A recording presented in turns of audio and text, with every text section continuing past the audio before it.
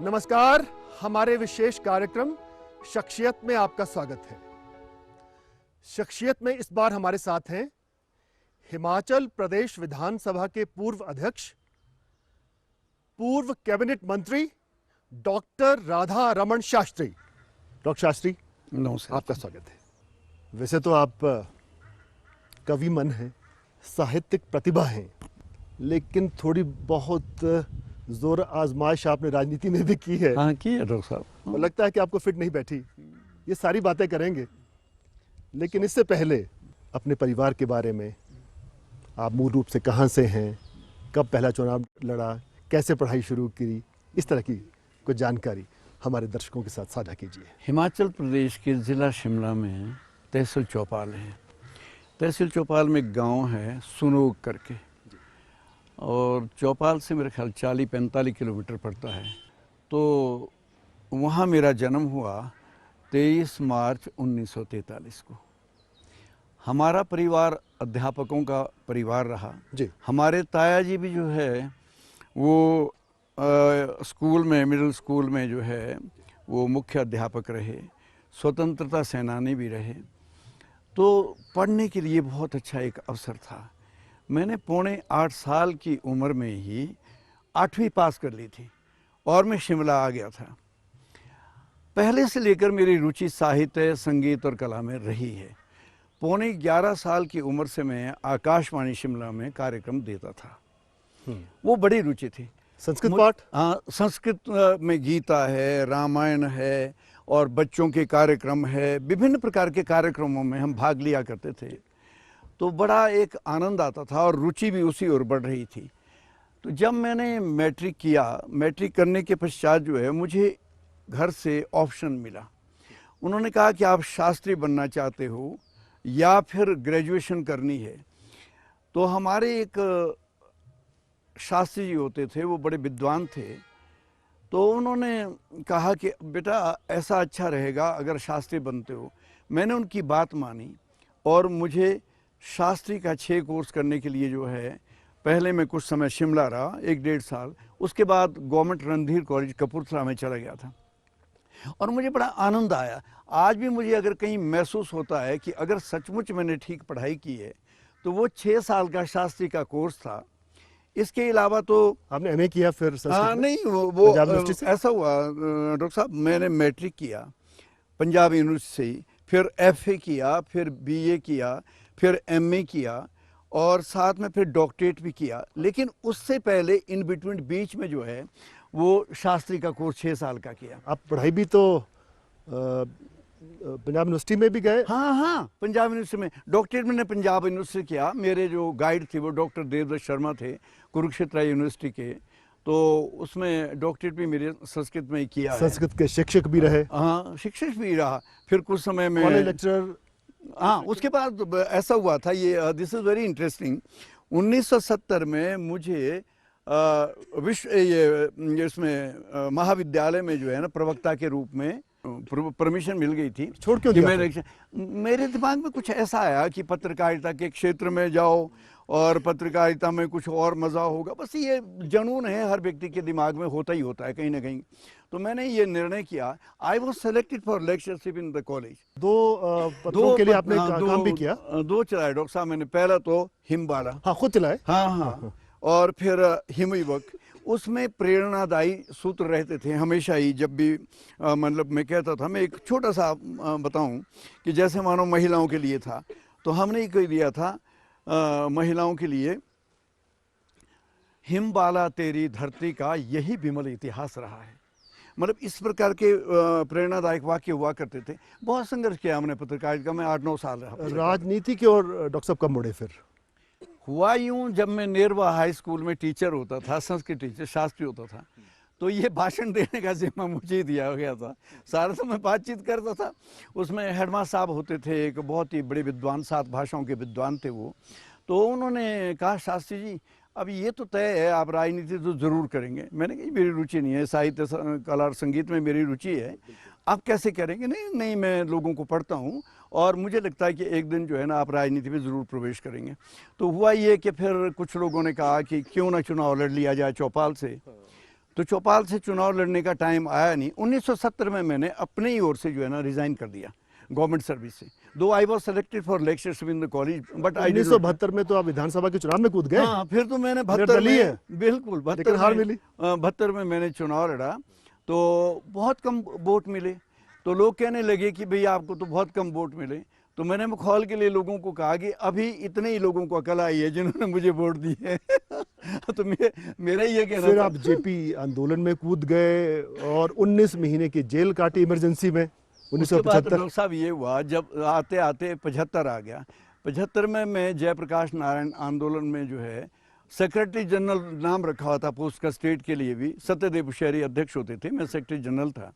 तो ये इमरजेंसी आ गई। ये तो आप क्रांतिकारी। हाँ बिल्कुल, 25 जून 1975 को आ गया टाइम, तो इमरजेंसी लग गई। तो then we had to decide to do something, और हम आए और हमने संघर्ष की घोषणा की। जयप्रकाश नारायण आंदोलन का ये कार्यक्रम था। तो 26 जनवरी को सुबह कोई 9-1 बजे के करीब जो है, मैं यहाँ लोअर बाजार के कोने में, हाँ, पंजाबी ढाबा होता था जो, तो वहाँ पर आया। आकर के जो है फिर हमने भाषण देना शुरू किया। वहीं से पकड़ के ले गए। डर इस कदर था डॉक्टर साहब, मैं आपको बताऊं कि लोग सुनते भी नहीं थे, दौड़ दौड़ के इधर को निकल रहे थे। But I continued my speech at least for 40 minutes and after that I was arrested.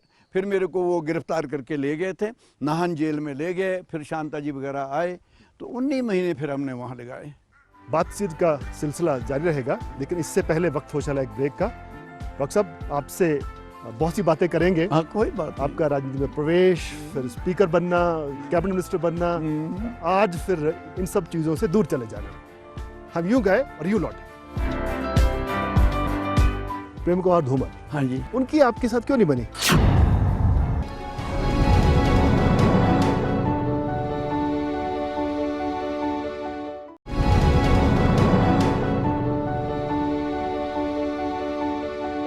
Break के बाद आपका स्वागत है।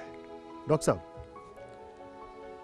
इमरजेंसी का कोई जेल के समय का, जेल के अंदर का किस्सा? डॉक्टर साहब मैं आपको एक बात बताऊं, हम बड़े मस्ती के साथ जेल में भी रहते थे। हम चर्चा करते रहते थे कि शांता कुमार थे उस समय? शांता कुमार जी भी मेरे साथ ही थे। हम 15-16 लोग थे।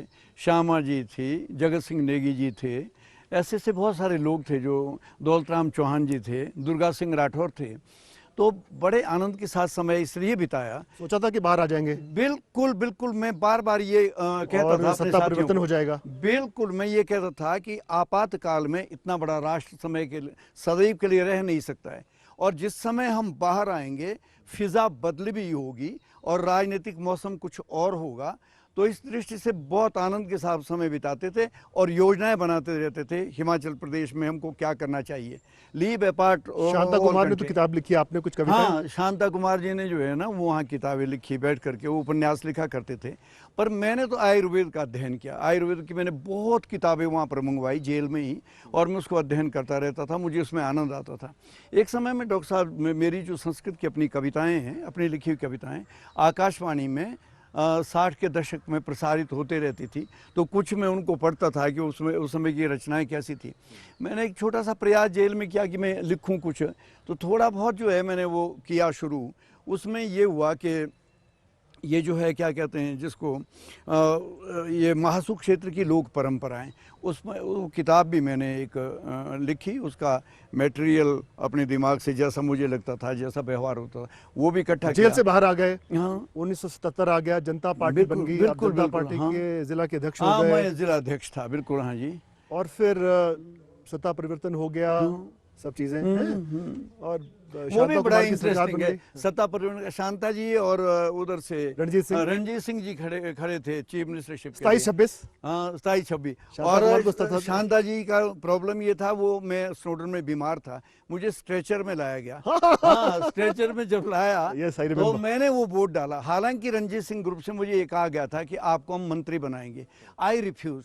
मैंने कहा जब इतने समय हम साथ रहे, एक ही विचारधारा है, एक सत्ता ये तो आते जाते रहती है, इसमें महत्व नहीं नाहन देना। जेल में भी इकट्ठे थे। हाँ हाँ बिल्कुल इकट्ठे रहे। तो फिर जब वो मैंने लास्ट का वोट दिया तो शांता जी जो है वो मुख्यमंत्री बने। शांता कुमार ने आपको मंत्री तो नहीं बनाया, लेकिन नहीं वो पता दिमाग में ऐसा था पर्यटन कि विकास निगम का अध्यक्ष बना दिया। हाँ हाँ प्रदेश पर्यटन विकास निगम का मैं अध्यक्ष रहा। वो उसमें दिक्कत ये थी, उस समय दौलत राम चौहान जी भी थे और जिले से फिर शांता जी के होता छोटा मंत्रिमंडल रहेगा और ये रहेगा। हमारा इक्वेशन बहुत अच्छा था, पर बहुत ही बढ़िया। डॉक्टर साहब एक बात बताओ, 77 के बाद फिर गैप क्यों आ गया? फिर 90 में ही जीते आप जाके। अब ये तो राजनीतिक दृष्टि से मैं कुछ बहुत ज़्यादा इसलिए नहीं कह पाऊंगा कि शायद अपने चुनाव क्षेत्र में मैं लोगों को नहीं समझा सका कि विकास का क्या मतलब होता और मेरी भूमिका वहाँ पर क्या हो सकती है, वो या वो मेरी भाषा को नहीं समझ सके। This was the only reason of my defeat in between this time. 80 में तो जनता पार्टी अलग हो गए, सब हाँ, लोग बिल्कुल, बीजेपी बन गई हाँ, है। 14 आप फरवरी 1980 बीजेपी को। के जनरल सेक्रेटरी हैं आप 10 साल बिल्कुल, हाँ। हिमाचल के। खैर 90 में आप दोबारा चुन के आ गए। हाँ जी, पहले आप बने विधानसभा के अध्यक्ष। हाँ जी। इतनी क्या जल्दबाजी थी कि आपको मंत्री बनना पसंद था? उसमें भी एक बड़ी भारी अध्यक्ष तो अध्यक्ष होता है भाई। एक्चुअली मैं बड़ा संतोषी व्यक्ति हूँ। हुआ ये कि वो ठाकुर सेन नेगी जी जो है वो अध्यक्ष बनना चाहते थे। राजा साहब के साथ ये खुंदक आपकी ऐसी रुचि नहीं आपने जताई थी शांता कुमार को? नहीं, मैंने मंत्री बनना चाहता हूं। मैंने ये कहा कि आप बढ़िया ढंग से सरकार चलाइए, मेरे को अब आप बने हुए तो मैं भी बना हुआ हूँ। मैंने उनको कहा, आज भी आप उनसे पूछेंगे वो यही बताएंगे। I did not show any interesting. मैंने कहा भी ठीक है मैं एमएलए हूँ, ये बहुत बढ़िया है। लेकिन जब उन्होंने पर्यटन निगम का अध्यक्ष बना दिया तो फिर कोई दिक्कत आप सीधे साधे व्यक्ति हैं, आपके ऊपर कोई भ्रष्टाचार का आरोप नहीं है, नहीं। ईश्वर की अभी तक तो कृपा है, मन है। लेकिन ऐसा क्या है कि आप जीत क्यों नहीं पाते बार बार? अब 90 के बाद आज तक ये क्या कारण है? आपके पुत्र को भी एक बार टिकट दिया गया आपकी जगह। दिक्कत क्या हो गई, थोड़ा राजनीति में जो है ना कभी कभी किसी के लिए माहौल ऐसा बिगड़ता है कि वो वहाँ पहुँच ही नहीं पाता है, विजय के पास पहुँच ही नहीं पाता है। उसमें फिर थोड़े बहुत जो ऐसे राजनीतिक इंटरेस्ट ऐसे होते हैं कि कभी किसी को ऐसे ही नाराज़गी हो जाती है। और एक मैंने बात आपको कहनी है, वो ये कहनी है कि शायद मेरा जो ये एक्सपीरियंस बताता है, ये 45 साल का राजनीतिक अनुभव, वो ये बताता है कि राजनीति में मेरिट जो है वो डिमेरिट होती है और उसका नुकसान होता है। बड़ी बात कही। हाँ, जब तक के लिए आप बिल्कुल जो है ना लो प्रोफाइल ना रहे और इधर उधर कुछ ये यस मैन न बने, तो मेरा ख्याल है कि राह निकलती नहीं है। अब आपने जो सवाल पूछा कि भाई आप हारते ही क्यों रहते हैं, अब ये तो अब अगर आप चौपाल के लोगों से पूछेंगे तो मेरा ख्याल है ज़्यादा समीचीन होगा। हाँ, ईमानदारी के साथ बताइए, प्रेम कुमार धूमल, हाँ जी, विपक्ष के नेता हैं सर, पूर्व मुख्यमंत्री, उनकी आपके साथ क्यों नहीं बनी? क्या वो भी कोई कारण है? हुआ क्या, प्रेम कुमार धूमल जी जो है ना वैसे स्वभाव की दृष्टि से अच्छा व्यक्ति है, ऐसा कुछ नहीं है। लेकिन कुछ लोग जो साथ में जुड़ जाते हैं, उनके अपने इंटरेस्ट होते हैं, तो उनको वो कई तरह की बातें कह रहे थे। शास्त्री जी पता नहीं कहाँ कब काबिज हो जाएं, ऐसा होगा वैसा होगा।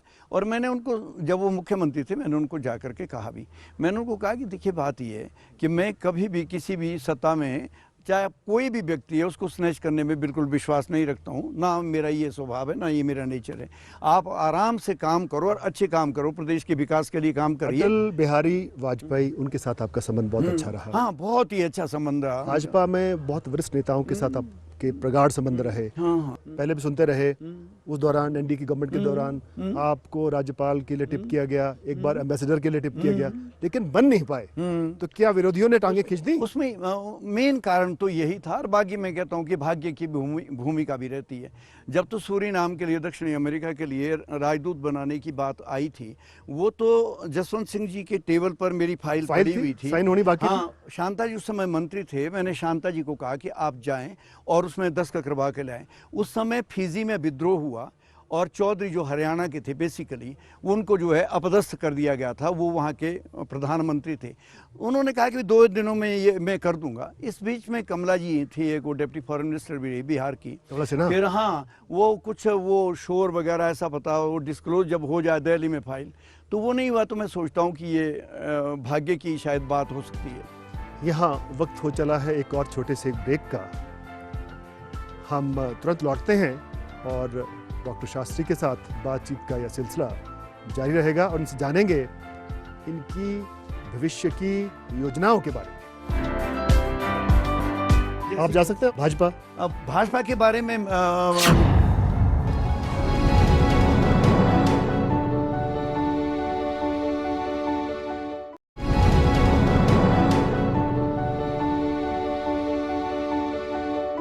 ब्रेक के बाद आपका एक बार फिर से स्वागत है। डॉक्टर शास्त्री, आप एक सौम्य व्यक्ति हैं, लेकिन फिर भी अंदर अंदर एक आक्रोश, एक अनरेस्ट, असंतोष, ये क्यों रहा? यदि आप व्यक्तिगत बात करते हैं तो वो ये सब कुछ मेरे में रहा ही नहीं, बिल्कुल भी नहीं रहा। उसका कारण ये कि आखिर राजनीति में पैठ क्यों नहीं बन सकी, तो उसके लिए सारे का सारा जो दारोमदार है वो किसी भी निर्वाचन क्षेत्र पर निर्भर करता है, चाहे वो लोकसभा का है चाहे वो विधानसभा का है। हमारा थोड़ा सा ये ज़रूर रहा कि मैं चौपाल में लोगों को बहुत ज़्यादा समझा नहीं सका और उस अंश तक नहीं समझा सका जहाँ पर जीत हासिल होती है। भाजपा से आप अलग हो गए। पूर्व भाजपा अध्यक्ष, पूर्व सांसद महेश्वर सिंह ने अलग पार्टी बनाई, लोकहित पार्टी। हाँ, ठीक कह रहे हैं आप ये। उसका संविधान तक आपने बनाया। हाँ बिल्कुल। फिर आप उनसे भी अलग हो गए, वो क्यों? अगर मैं सच कहूँ ईमानदारी के साथ जो है ना, मैंने शुरू में ही महेश्वर जी को भी कह दिया था, वो ही happens to be a very good friend of mine that's there, लेकिन still I told him, look here, I am not going to join any regional party. आप कहते संविधान वगैरह बनाना, मैं बना करके दे देता हूँ, ये काम मेरे को उन्होंने दिया था, हम बहुत सारे समय तक इकट्ठे रहे। अगर आप वर्चुअली कमानो, मैंने एक प्रकार से पार्टी वो ज्वाइन की ही नहीं थी। वो तो उन्होंने जो पर वो था क्या कहते इलेक्शन आयोग, चुनाव आयोग, तो वहाँ कहने लगे कि नहीं यहाँ पर सिग्नेचर करके जो है ना, ताकि ये संविधान का ही हो जाए। तो वो बाद में आप शरद पवार की एनसीपी में शामिल हो गए। ये बात ठीक है, ये बिल्कुल ठीक बात है। होता क्या है, जब भी कभी आप जो है ना किसी एक राजनीतिक दल को छोड़ते हैं, ये समस्या हमारे प्रणब मुखर्जी के साथ भी थी, जो आज राष्ट्रपति है। 2 साल तक वो कांग्रेस से बाहर रहे, उन्होंने अपना दल भी बनाया, लेकिन बाद में ये महसूस होने लगा कांग्रेस पार्टी के अंदर कि एक बहुत ही योग्य और प्रतिभाशाली व्यक्ति है, अगर पुनः वो इसमें आ जाते हैं, कांग्रेस के अंदर आ जाते हैं, तो उसका कांग्रेस को लाभ हुआ है। और मनमोहन सिंह जी के 10 साल के काल में जो परफॉर्मेंस उनकी थी, वो किसी की उनका कोई सानी नहीं था। He is an able person and अब देख लो, he has touched heights. Doctor साहब, क्या आप अब भी एनसीपी में है कि नहीं है? नहीं, तो मैंने तो शुरू में ही एक चुनाव लड़ने के बाद हमने कहा कि भाई बात बनेगी नहीं, क्योंकि किसी भी नए राजनीतिक दल को किसी भी ऐसे प्रदेश में जहां उसका नाम नहीं है, उसका आधार बनाने में बहुत दिक्कतें आती है। वो समस्याएं आई। मैंने शरद पवार जी को कहा भी कि बहुत मुश्किल हो जाएगा मेरे लिए, और मैं अगर जस्टिफाई नहीं कर सकता हूँ इस सीट को, तो मेरा ख्याल है कि it is of no use to continue. आप जैसे व्यक्तित्व को क्या सही था शिमला से चुनाव लड़ना? नहीं, वो जो है मैं सोचता हूँ उसमें तो मुझे घर का विरोध भी झेलना पड़ा। मेरे बेटे संजय ने कहा कि आप बहुत राजनीतिक भूल कर रहे हैं, आप शिमला से क्यों चुनाव लड़े, और that too as an independent. तो मुझे ये लगता है उसका कारण क्या था। 200-400 लोगों से राम सलाम डेली होता है, माल रोड का बड़ा प्यार भी है उनके साथ, सब कुछ है, लेकिन उन्होंने वोट नहीं दी। मुझे अपने बड़े निजी लोगों ने भी ये कहा कि शास्त्री जी, आपने अव्वल तो पार्टी नहीं छोड़नी थी, अगर आपको अंदर कठिनाई भी थी कोई, फिर भी पार्टी तो एक बहुत बड़ी बात है। तो मैं ये सोचता हूँ प्रदेश के अंदर 2 राजनीतिक दलों में बहुत ज़बरदस्त ध्रुवीकरण है, तो उस ध्रुवीकरण के कारण से बाहर वोट निकालना तीसरे के लिए ये इतना कठिन है, और फिर एकदम निर्णय कर देना कि मैंने। आप भविष्य में सक्रिय राजनीति में लौटेंगे? कुछ मुझे ये लग रहा है, क्योंकि लोगों का आग्रह ऐसा है कि चुनाव एक लड़ लेना चाहिए, और मेरा ख्याल है शायद वो मेरा आखिरी चुनाव होगा। शिमला या चौपाल? नहीं, अब तो मैं अपने घर जाऊंगा, चौपाल ही जाऊंगा, तो चौपाल में ही कुछ थोड़ा सा बातचीत करते हैं। आपके और बहुत अच्छे लोग जो है, आपके बेटे संजय नहीं संभालेंगे विरासत? नहीं, वो ये संजय भारतीय जनता पार्टी में है, मेरी पत्नी भी भारतीय जनता पार्टी में जब से पार्टी बनी है। परिवार में समझौता कर लिया, एक उधर एक उधर? नहीं, कुछ नहीं, ऐसा भी बिल्कुल नहीं, क्योंकि मैं बिल्कुल इंडिपेंडेंट हूँ। इंडिपेंडेंट सिर्फ इतना होता है कि जो डिपेंडेंट नहीं है वो इंडिपेंडेंट है। आप लौटना चाहेंगे भाजपा में? ये राजनीति धूमल से 36 का आंकड़ा रहेगा तो नहीं, राजनीति में भविष्यवाणी करना मुश्किल होता है। परिस्थितियां किस समय कैसी करवट लेती है, हाँ, किस समय कैसी करवट लेती है, उसके अनुरूप जो है व्यवहारिक निर्णय लेने में कोई हर्ज नहीं होता है। नरेंद्र मोदी के कामकाज को आप कैसा मानते हैं? प्रधानमंत्री के रूप में, एक नेता के रूप में? देखिए, बात ये, जहाँ तक नरेंद्र मोदी जी के कार्य का और कार्यशैली का प्रश्न है, उस पर तो मैं बहुत ज़्यादा नहीं कहूँगा, लेकिन जिस ढंग से वो काम कर रहे हैं, जो विजन है, जो एक दृष्टि है, वो बहुत ज़बरदस्त है। कांग्रेस में एक बड़ी मुसीबत ये हो गई थी कि सत्ता जब बहुत देरी तक रहती है तो फिर वो करप्ट करती है। पावर करप्ट्स द पर्सन, या जो भी वहाँ होते हैं, और absolute power corrupts absolutely. That is the case of Congress now.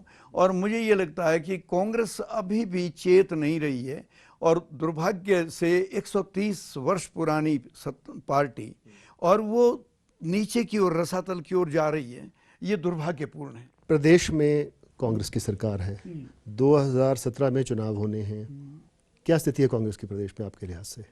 एक तो अगर हम अतीत में जाते हैं तो प्रदेश में एक स्थिति रहती है कि वो सत्ता परिवर्तन करते ही करते हैं, और यहाँ पर लोगों में इतना ज़्यादा वो धैर्य नहीं रहता है, वो सत्ता परिवर्तन की तरफ जाते हैं। और वैसे भी देश का जो वोटिंग ट्रेंड है वो है कि वोट फॉर लेसर इविल, और वो सबको इविल तो मानते ही मानते हैं, चाहे कोई भी पार्टी है, लेकिन लेसर इविल को वोट करने की जो एक परंपरा है, उसमें मैं सोचता हूँ कि भारतीय जनता पार्टी एक अंक ऊपर है। ऐसा मुझे लगता है। और बाकी फिर ये आज की तारीख में चुनाव कुछ नहीं है, चुनाव सिर्फ प्रबंधन है। आम आदमी पार्टी, इसका कुछ हाँ, यस, हाँ, there I would like to say something. ठीक है, पंजाब के अंदर जैसे आप जा सकते हैं आम आदमी नहीं, पार्टी मैं नहीं जाऊंगा, बिल्कुल भी नहीं जाऊंगा, चाहे वो यहाँ हिमाचल प्रदेश में गवर्नमेंट भी बनाएगी, even then I will not join AAP party. Bhajpa? अब भाजपा के बारे में मुझे ये कहना है कि कोई भी ऐसा समय आ धूमल सकता का है। नेतृत्व स्वीकार है अब कि नड्डा आएंगे या कोई तो और? बात ये, पार्टियों के अंदर जिसको भी कोई जिम्मेदारी दी जाती है, हम इसको इससे लेते हैं। तो जब जिम्मेदारी ली है तो छोटी जिम्मेदारी कोई आदमी लेता है, उसको एक सामूहिक रूप से ऐसी सोच के साथ लेना चाहिए। मैं एक बात यहाँ कहना चाहूँगा which will definitely come true tomorrow, और वो होने क्या जा रहा है कि आप जो है काफ़ी सीटें पंजाब के अंदर लेने वाली है, और ये हो सकता है कि they may form government in Punjab with the help of Congress, but they will be contesting election separately, and after that they may go for alliance. That is the possibility there. अगर वो हो जाता है तो उसका कुछ प्रभाव हिमाचल प्रदेश में पड़ेगा, और वो क्या करेंगे, they will be putting not less than 30 or it will be more than 41 somewhere. तो ये हो सकता है अगर वो उन कैंडिडेटों को करते हैं, तो तब ये देखना बाकी है कि जो भारतीय जनता पार्टी की विचारधारा से जुड़े हुए लोग थे, वो आप में ज़्यादा लोग कंटेस्ट करते हैं या कम करते हैं। अगर वहाँ से ज़्यादा भारतीय जनता पार्टी से लोग ज़्यादा है तो बीजेपी की विजय जो है वो हार में भी बदल सकती है। शास्त्री जी, आपने ईटीवी के साथ खास बातचीत की, इसके लिए आपका बहुत बहुत धन्यवाद। आप देखते हैं कि आप किस तरफ जाते हैं, राजनीति में सक्रिय होने के इरादे तो आपने संकेत बता दिए, दे दिए हैं। हाँ, मैं क्या अपने क्षेत्र में तो कर ही रहा हूँ। हमारी इस खास पेशकश में बस इतना ही। अगले हफ्ते फिर मिलेंगे एक नई शख्सियत के साथ। आप देखते रहिए ईटीवी न्यूज़। नमस्कार।